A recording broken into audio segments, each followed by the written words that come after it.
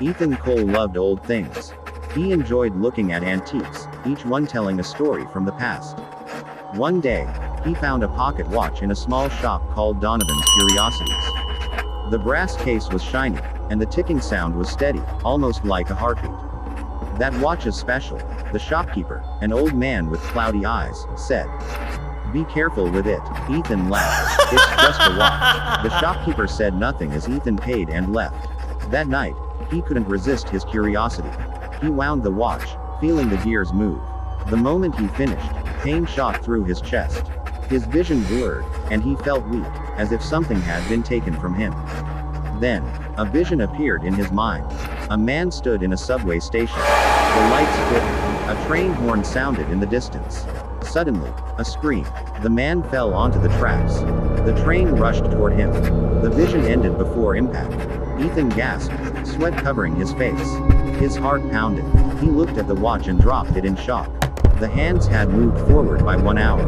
The next morning, he turned on the news. His stomach twisted. A man had died at the same station he had seen. Ethan felt uneasy. Was the watch showing him the future? Had he lost an hour of his life for the vision? He had to know. He wound the watch again. Another vision. A woman at a crosswalk. A speeding truck. A crash. Ethan came back to reality, breathing hard. He checked the time. Another hour. Gone.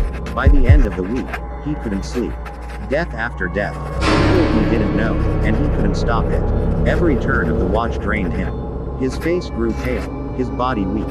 He felt himself aging, life slipping away each time he wound the watch.